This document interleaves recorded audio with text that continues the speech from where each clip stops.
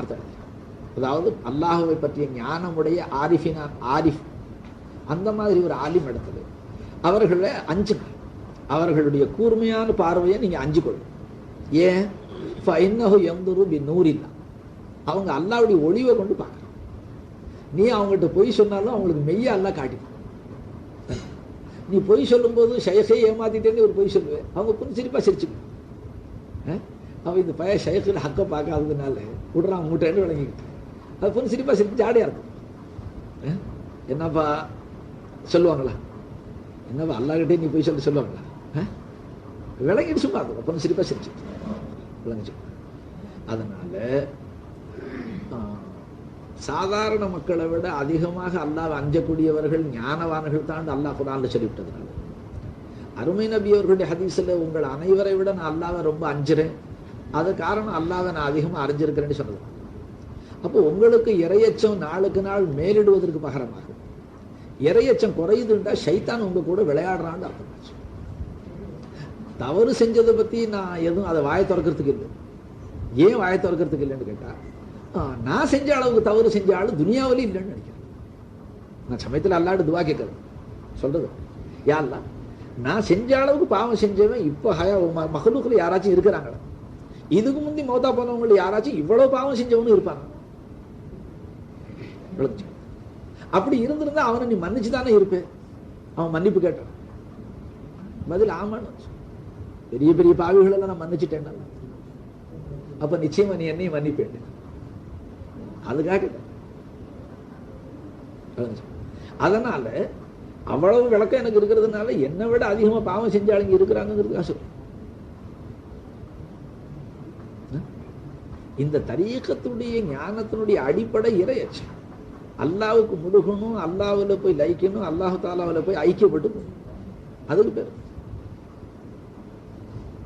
ஷைഖை பார்க்கும்போது பாவம் செய்யற ஆசை வந்துச்சுன்னு சொன்னா அந்த மனுஷன் ஷைഖ் இல்லை, ஹக்க பார்க்க இல்லைடா. அல்லது முரீதை பார்க்கும்போது ஷைഖுக்கு பாவம் செய்யற ஆசை வந்துச்சுன்னு சொன்னா முரீது இல்லை, ஷைഖே ஹக்க தரிசிக்கலடா. சமயத்துல ஷுஹூத் இருக்கலாம், சமயத்துல நம்மளுடைய பழைய மடமத்தனம் மிகச்சிடலாம். உதாரணம் சொன்ன வயசெல்லாம் தங்கச்சியை பார்த்து ஒரு தடவை அந்நிய பெண்ணா பார்த்தா கல்வில இச்சை வர்றதுக்கு வழிபாடு.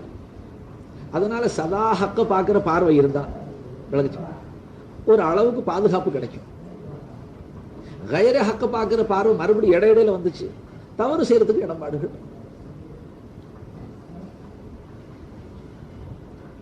இப்ப அந்த ஆயத் அல்லாஹ்வுடைய திருவசனம், கருணை நபி அவர்களுடைய அந்த ஹதீஸ், மிஸ்கீனுடைய இந்த விளக்கம், இதனுடைய அடிப்படையில் ஃபிக்ஹ் சட்டங்களை நாம் அறிந்து கொள்ள வேண்டியதும் கடமை. அறிவில்லைன்னு சொன்னா தவற விட முடியும். அத்துடனே அல்லாஹ்வுடைய மாரிஃபத், அல்லாஹு தஆலாவை பற்றிய விளக்கங்கள், ஞானங்கள், அதுவும் அவசியங்கிறத வலியுறுத்துது இந்த ஆயத்து ஹதீஸுங்கிறது என்ன அபிப்பிராயம். ஒரு பாயிண்ட் ஆச்சுங்களா? சரி, பார்க்கறது ஹக்குன்னு சொன்னா ஹக்கு கூட நடக்க வேண்டிய முறையில தான் நடக்கும்.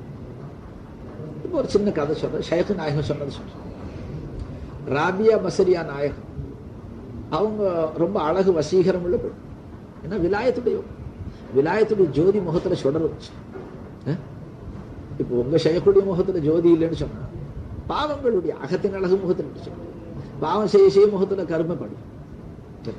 நன்மைகள் அதிகமா செஞ்சா அதிகமா அல்லாவுடைய திக்ர்ல முகத்துல ஜோதி வரும். அவன் அல்லாஹ் நூறு, அல்லாஹ் ஜோதிமயமா அவன் இருக்கிற உணர்வு அதிகமா இருந்தா ஜோதி வரும். அவன் தான் இருக்கிறான்னு சொன்னா அவனுடைய நூறு பிரகாசிக்கத்தான் செய்யும். அல்லாஹ்வை மறந்து இருந்தோம்னு சொன்னா துல்மத், மறதி, இருள், அதுவும் கொஞ்சம் முகத்துல அடிக்கத்தான் செய்யும். இப்போ உங்க ஷைഖுடைய முகத்துல அப்படி ஜோதி பிரகாசம் இல்லைன்னு சொன்னா அவங்களுடைய பாவங்களும் மறதியும் தான் காரணம். அது அல்லாஹ் கூட இருக்கத்தான் செய்யும். நீங்க துவா செய்யும், அல்லாஹ் தஆலா உங்க ஷைഖை ஜோதியாக்கி வைக்கட்டும். சரி, ராபியா பஸ்ரியா நாயகம் அவங்க விலாயத்துள்ளவங்க. அவங்க அழகு வசீகரமான திருடர்கள் திருடிட்டு இப்ப இதை கடத்தி கொண்டு போய் டெல்லியில 25,000 ரூபாய்க்கெல்லாம் அழகிகளை வித்துறான்னு பேப்பர்ல போடுறாங்க. அந்த காலத்திலையும் இருந்திருக்கு, இவ்வளவு மலிவா இல்லை. அப்ப ராபியா பஸ்ரியா நாயகத்தை திருடர்கள் திருடிக்கிட்டு போய் ஒரு வேசிக்கிட்ட வித்துட்டான், விபச்சார விடுதிங்க வித்துட்டான். ராபியா பஸ்ரியா நாயகத்துக்கு ஒரு அறை கொடுக்கப்பட்டு போச்சு, ரூம். அங்கே இருந்ததுல அழகு நிறைந்தவர்கள் அவங்க. அதனால கிராக்கிகள் அதிகமாக போத வர்றான், பணம் கட்டுறான், போறான். உள்ள போன உடனே ராபியா நாயர் அவங்களுடைய முகத்துல இருக்கிற ஜோதியை பார்த்து, ஹக்கே குடியிருக்கிற இடம், ஹக்கு குடியிருக்கிற இடம், அதை பார்த்த உடனே அவனுக்கு மெயின் எடுக்கிறது. ஏன்னா அல்லாஹ்வுடைய வாதா குர்ஆன்ல சனுல்கி ஃபீ குலூபில் லதீன கஃபரு ருஅபா பிமா அஷ்ரக்.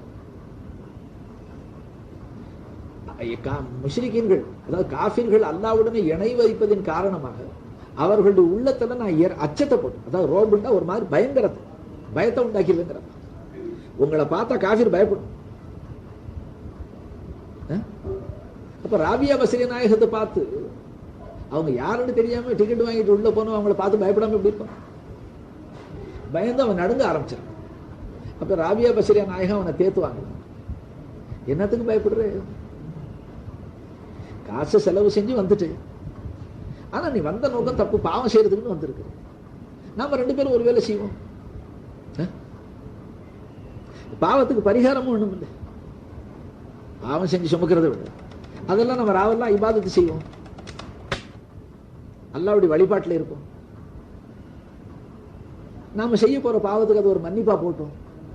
முந்தி அவனை வந்தவனை அவன் முந்தியே நடுங்க ஆரம்பிச்சோடணும். பாவா யாரும் இல்லாத அறையில பாவம் செய்ய போனாலே நடுக்கம் வருதுங்களே. ராபியா பஸ்ரி நாயகத்து கூட அல்லாவே இருக்கும் பொழுது அவனுக்கு வர்ற நடக்கத்தை பார்த்தா நன்மைகளை கொஞ்சம் செஞ்சுக்குவோம், அது திண்மையை அழைச்சி போடும். ராவெல்லாம் கொஞ்சம் அல்லாஹ் வணங்கிக்குவோம். ஏன்னா நீ பாவம் செய்ய வந்திருக்கிற அந்த பாவத்துக்கு ஒரு பாதுகாப்பு இபாதத்தில் ஈடுபடுத்து. அவன் அங்கேயே ராத்திரி எல்லாம் அழுது விழுது பழைய பாவங்களுக்கெல்லாம் அவன் சேர்ந்து மன்னிப்பு கேட்டு சுத்தமா மன்னிக்கப்பட்டவனாக காலையில போயிடும். வந்த பாவத்தை செய்ய முடியாது. இந்த மாதிரி பல நாள் பல பேர் போயிட்டு வந்து போனவன் வலியா போயிட்டான், விலாயத்தோடு திரும்பி போயிட்டான். அந்த வேசி விபச்சார விடுதி நடத்தின கிழவி இவ்வளவு அழகான பெண்மணி, இவ்வளவு காசு கொடுத்து வாங்கி வச்சிருக்கிற, ஒரு தடவை வந்தவன் மறுதடவை வர மாட்டாங்க.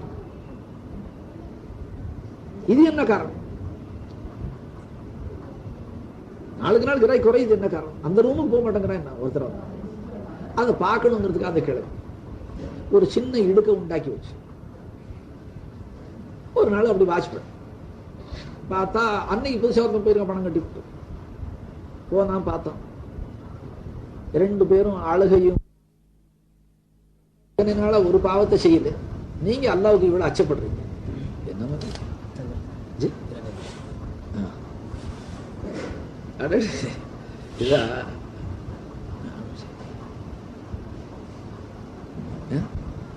நான் எனக்கு மன்னிப்பு கேளுங்க கிளவி அவங்களும் மன்னிச்சுட்டான். இப்பதான் ரகசியம் விளங்குச்சுன்னு அந்த கிளவி ஒருத்தர வந்தவன் மறுதடவை ஏன் ஒரு ரெண்டு யோசிச்சேன். இப்பதான் தெரிஞ்ச ஹக்கீக்கத்துங்க.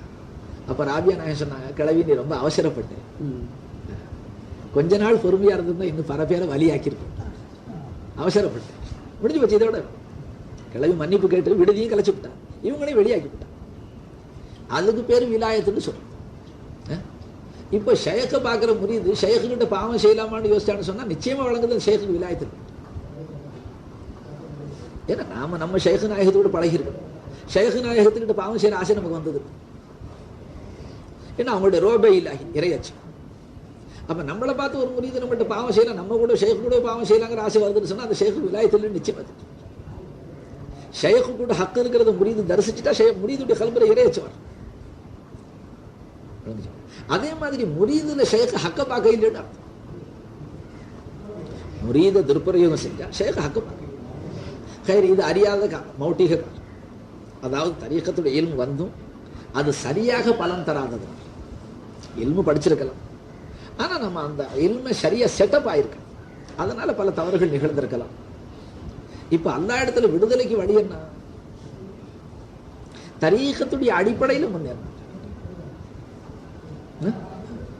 தன்னுடைய பாவத்தை மட்டும் நான் செஞ்சு விட்டேன் எல்லாம் மன்னிச்சிரு எல்லாம் மன்னிச்சிருன்னு சொன்னா ஏன் செஞ்சேன்னு கேட்டா யார் ஒண்ணு செய்ய சொன்னாங்க? நான் தான் தடுத்திருக்கிறேன், ஏன் செஞ்சு?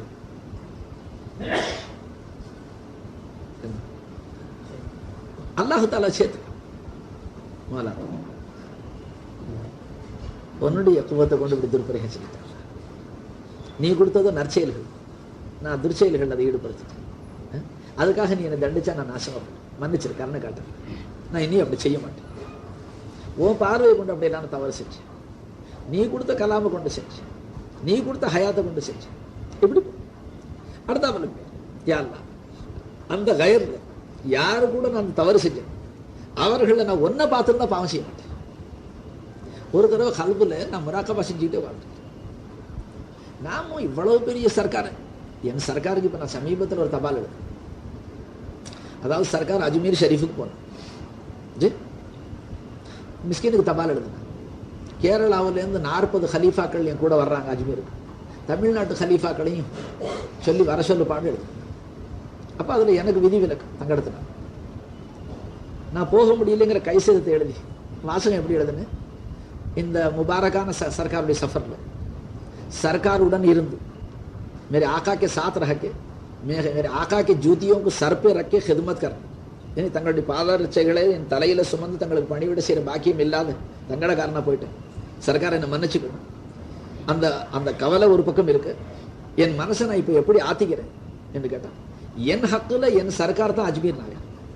मेरे हक में मेरे सरकार बंदे नवाज भी हैं, गरीबुन नवाज भी हैं, महबूब इलाही भी हैं, खुतुब भी हैं, गौस भी हैं, मुहियुद्दीन भी हैं, महबूब रब्बिल आलमीन भी हैं. मेरे हक में मेरे सरकार सब कुछ है.